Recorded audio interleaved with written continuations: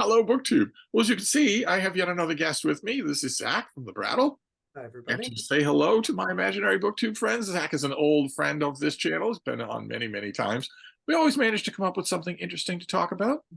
Today is going to break that streak, but at least it's interesting to Zach. That's the important thing here. It is. It is. You've got some sort of hockey puck in your hand. You're all It's geared up for obviously you're not a golfer.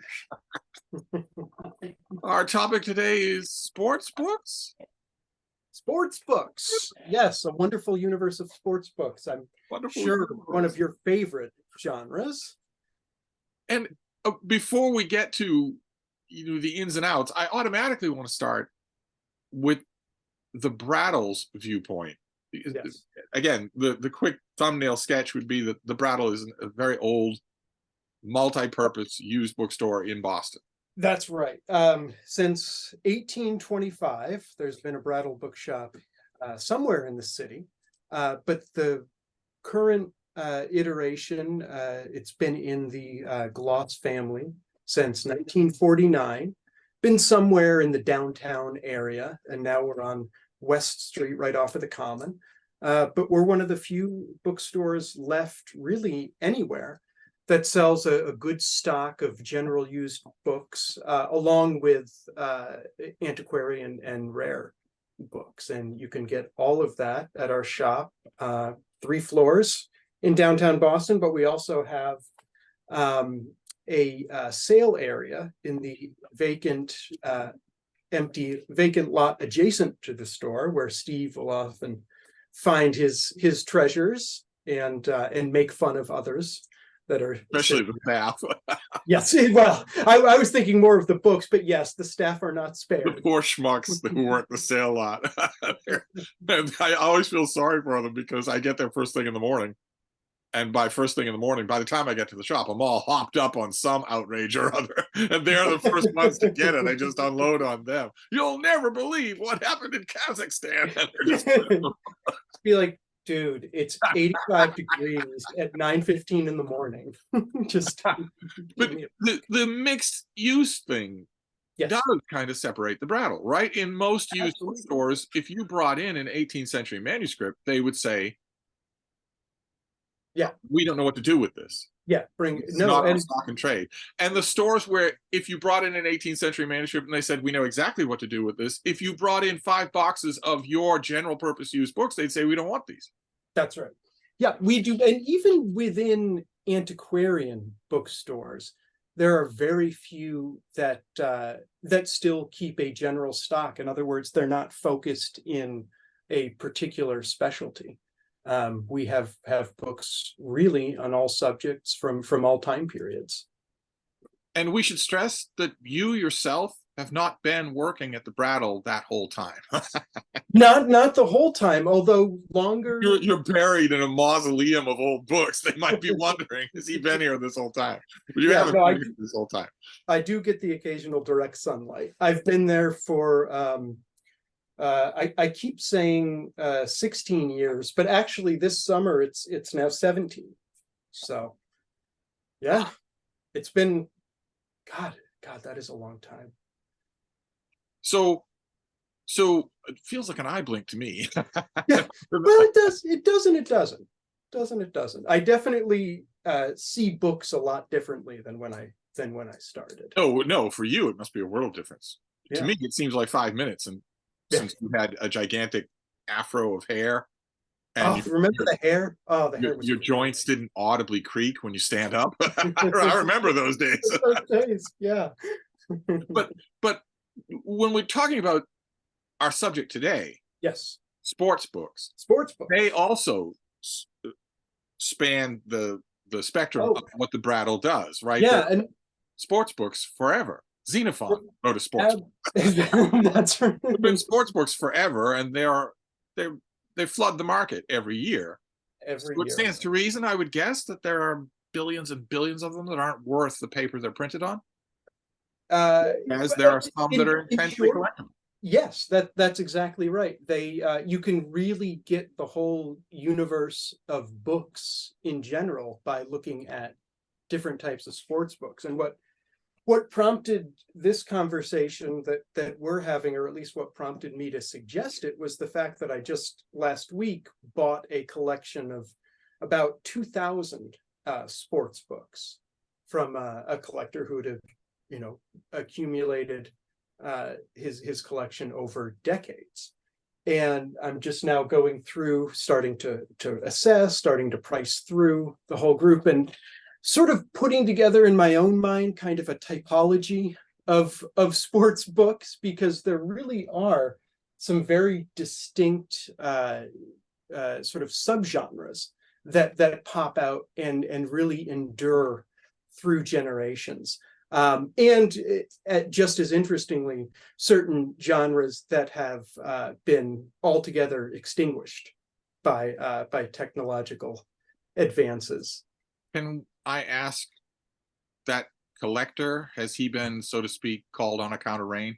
No, he's nope. He's gone into extra innings. No, he's still an active player. Still Very nice.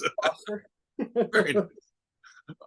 Very nice. Ordinarily, you're the one downside of the Brattle, especially the sale lot for me, is that your wonderful, little jig-inducing dances come with the mourning keens of grieving widows. It kind of puts a pall on the proceedings. Yes, no, that is true. Although oftentimes it's just someone who's, moving from the big stadium to the small stadium, and or just switching sports, so to speak. So, when it comes to your typography, your typology of sports books, can I assume that one of the oddities of this subgenre that maybe differentiates it from lots of other things, like for instance military books, is how many of the people who've written these books also participated in the subject? Absolutely. And whether or not they're writing about their own careers, whether or not they're writing about, their own lives, they tend to still write sports books. You have a whole, this is one of the subgenres that's sort of been petered out over the last 20 years, but you would have entire books by just, a sports figure, a former athlete. And essentially it would just be him, and almost always him, talking about stuff. It would be Tom Seaver talking about baseball and politics, and then that would be a book that would be available in time for Christmas that year. You would have Yogi Berra talking about God knows what, but somebody was writing it down and it turned into a book. You don't have, as you said, General Patton talking about, talking about anything other than, military. You don't have politicians usually talking about things other than politics. Thank or God. Imaginary politics, for instance, like the latest book by Carrie Lake, who considers herself to be governor of Arizona. Yeah. Well, she considers herself to be governor of Arizona. That is enough to get you committed involuntarily in Arizona. If you walk into a clinic in Arizona and say, I'm the governor, you will be involuntarily committed. You will need your family to sign paperwork to get you released.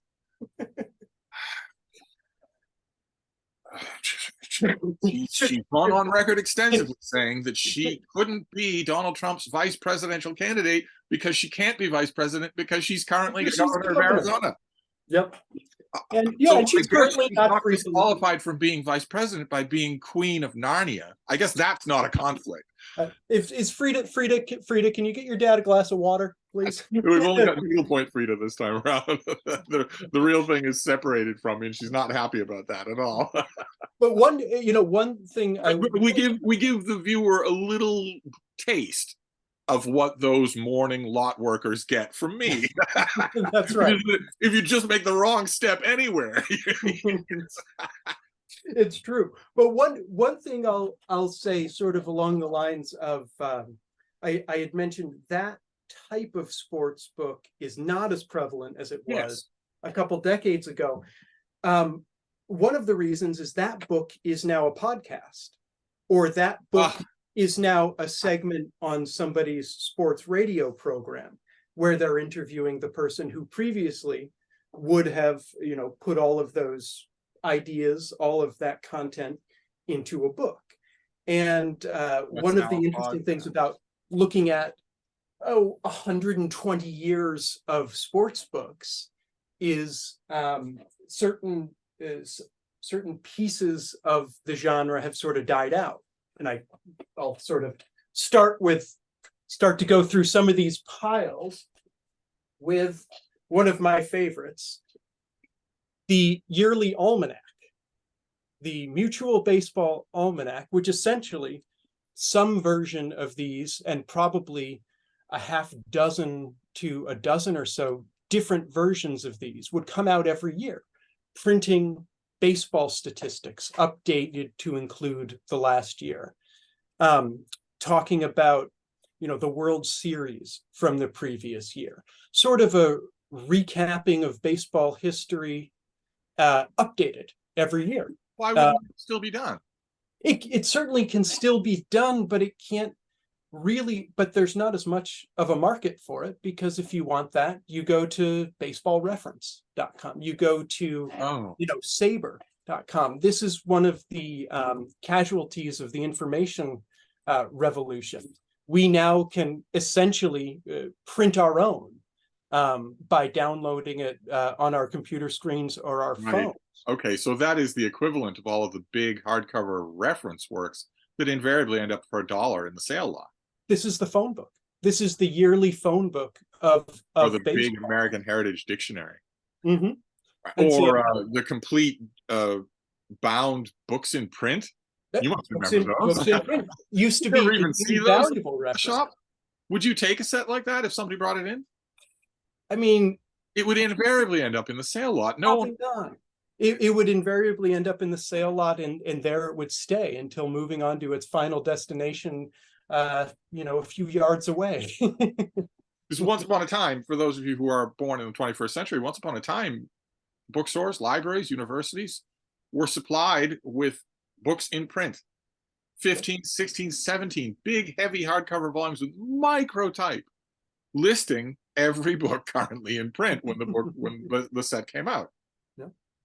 Mind-boggling to even think that such a thing existed. Yeah. And now what you do, you go onto the Ingram website, you search their catalog, and you're done. So I mean, ultimately progress, but we do lose beautiful little artifacts like this. I like these in particular, and we sell them in the shop now. This will be something that I keep in the shop because it's old enough now that it's interesting for its datedness. In here, for instance, you have diagrams of all of these ballparks, most of which don't exist anymore. You have interviews with managers. You have a couple articles by Red Smith. So you have really good content in here, but it's just used sort of retrospectively now. It's a sentimental item rather than something that a fan would want to get ready for the next season. Our park is still in there. Yep. Another sort of similar casualty to our sort of modern media climate, the argument book. These were another genre, or another subgenre, a whole book. Do you know your baseball? This is just 50 questions. Oh, you're kidding me. The author is essentially giving his takes. This is, sort of 50 takes on baseball. And, it was something that people were ready to buy and read. But now this is a couple afternoons on talk radio. This is a couple drive shift to talk radio. Now, it's the same content. It's just delivered to the audience in a different way. Okay. Two questions. One, in the world of diehard baseball fans, you would consider yourself a diehard baseball fan, yes? Absolutely. And sports. Diehard baseball fans, when the question is asked, do you know your baseball? Mm-hmm. Isn't the answer in the questioner's mind always no, and in the answer's mind always yes? Absolutely. Okay. Someone would only ask me that if they think can I swear? Someone would only ask me that question if they thought I was full of shit. Say, do you really know what you're talking about? And of course, that's how you do the debate. And my second question. Yeah. You say that sort of stuff has now moved to podcasts and radio shows and whatnot. And blogs and message boards. Has all of it. Is there a tone to those earlier books that no longer exists at all? Not the content, but are the writers of those books more knowledgeable? They have a better literary flair. There is no literary flair in podcasts. I'd say is there a tone that's gone? Yeah, even then there was a pretty wide spectrum. This one in particular, I was flipping through. It's fine, but it ain't Shakespeare. It's not. It's I'd say probably more literary than your average, content source now, but only because in the 50s probably people tended to be a little more literary. When you first said the tone, my first thought was, how mean is it? How sort of mean-spirited is it? Or is it more diplomatic in its arguing? And that, I will say, absolutely yes. Today, I think if people were having a debate, on any subject, it can get pretty mean pretty quickly. Even on major talking on ESPN, it can get pretty contentious quickly. I'd say the tone was much more diplomatic in sort of the book version. I certainly do my best to make online conversations meaner. I certainly do. Yeah. when someone is spouting BS on an online conversation, I try to pipe up right away with, "You're so full of crap that if you vomited on the sidewalk, petunias would grow out of it." That's good. See, that's very literary. But we're not talking, when it comes to these books, we're not talking a great degree of literacy, right? In most cases, for every Bart Giamatti, yes, there are 500 Clydesdales. Clydesdales in uniforms. Well, in most cases, the book, the couple of books that I've shown so far, they're about the information that's in the book. They're not about the way that the information is delivered, really, the style. Okay, so was there a discrete starting point when the audience for these books started to kind of want them to be written by the actual athletes? Interesting, you should ask. Picture an alternate universe in which Babe Ruth knew how to write and read. In that alternate universe, would fans at the time in the 20s have wanted a book by Babe Ruth? Yes. And I have a great little object lesson here for you. This is considered one of the first, it's not the first, but one of the first substantial baseball or sports biographies or sports autobiographies. This is Adrian Cap Anson. He was a star player and then manager of the Chicago National League team. This is published in 1900. And this is his sports memoir. Did you say Cap?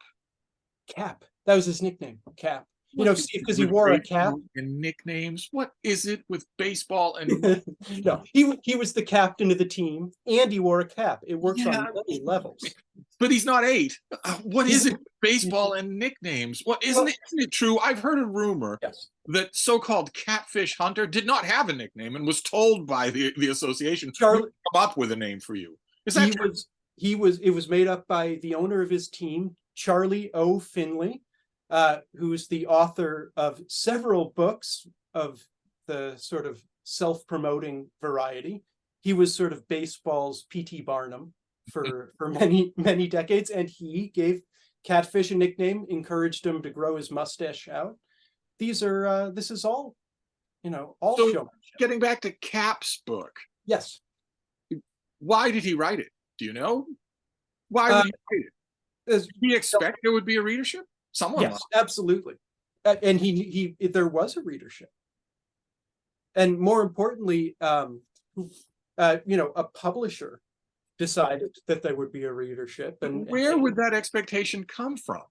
oh, baseball was widely popular, very well covered in newspapers at the time, going back into Yes, the but 19th century. but in newspapers, you're reading about it to find out what happened. Because, you know, in the 1920s, Well, you know, 30s, you you were too busy are breaking furniture over your wife's head to pay attention to the radio, so you didn't no, know you what happened. you are reading it, but you're also, even then, you're reading it for commentary. You're reading it for the sports columnist. You're reading it for the Grantland Rices Oh of my God. of the time, who were sort of the literary pillars of the sports community, who were, you know, writing pretty interesting prose about sports. So and there was a readership for that pretty much as long as there's been baseball. But and, if and the sports in readership general. for that, if they cared about that sort of thing, why would they waste perfectly good reading time sitting at a ballpark? Steve, And I know from personal experience that it is frowned upon for you to read in a ballpark.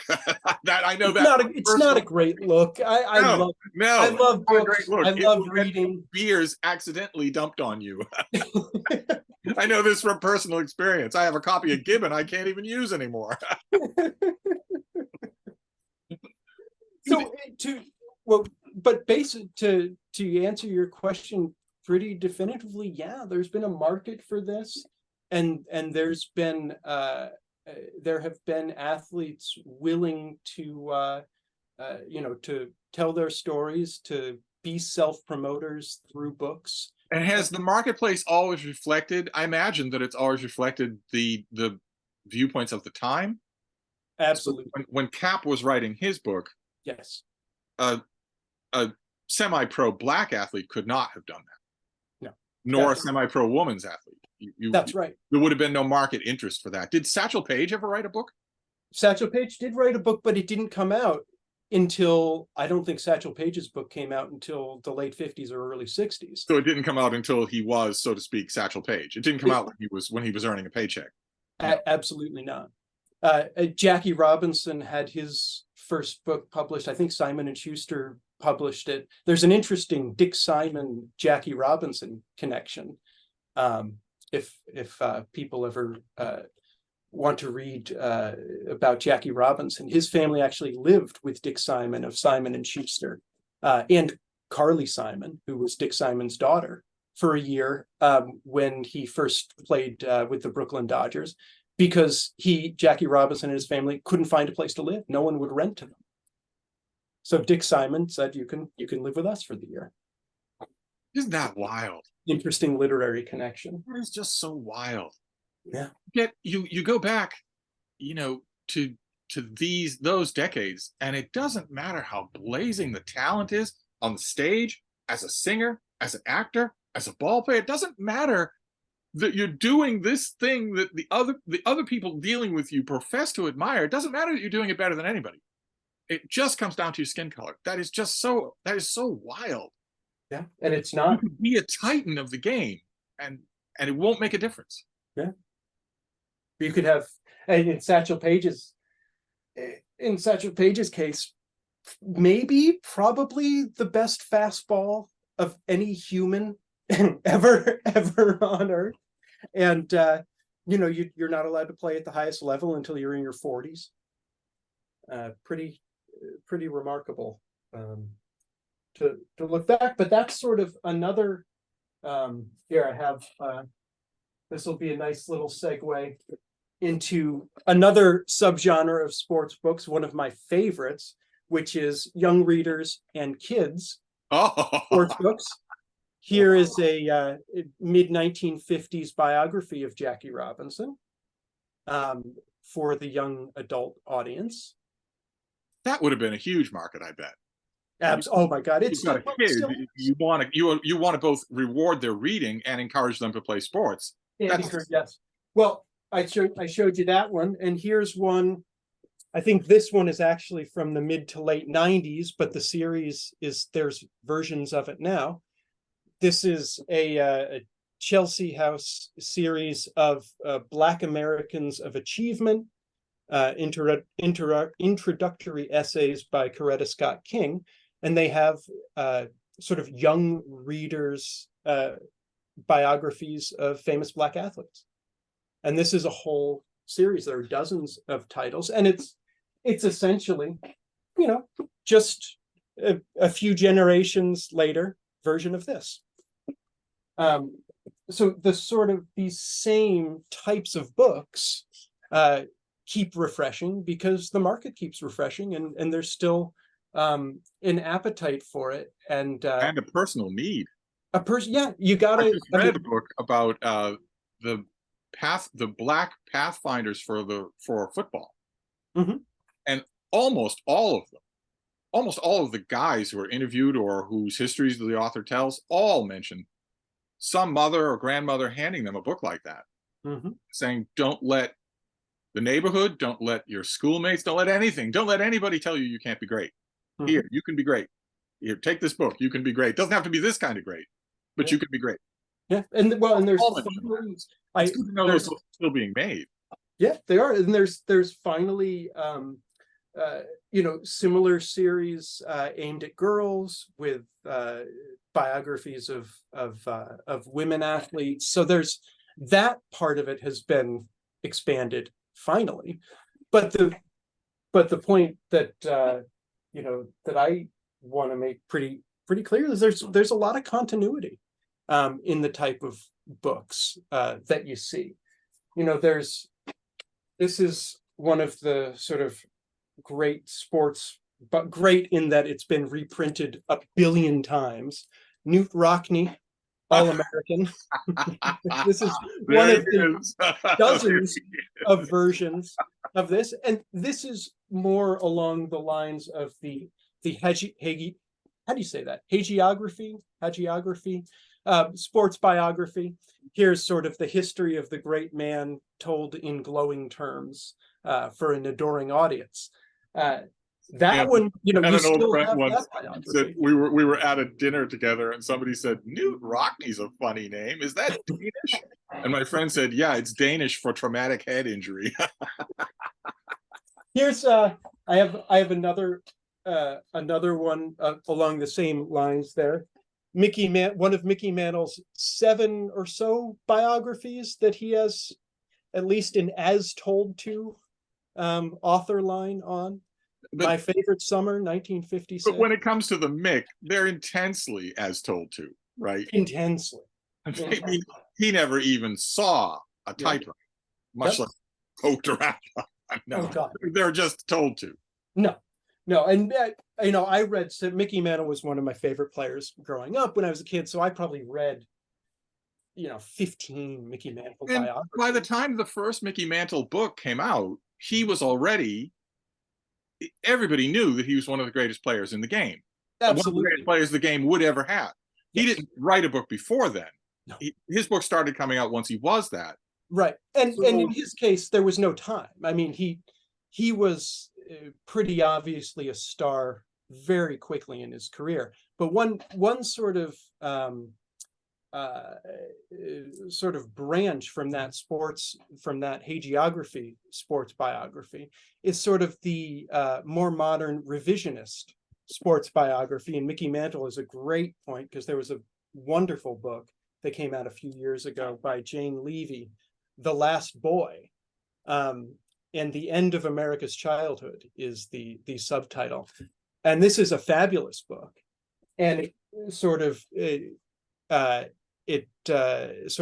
shows the lie, not the lie, but definitely the one-sidedness of a lot of those previous biographies.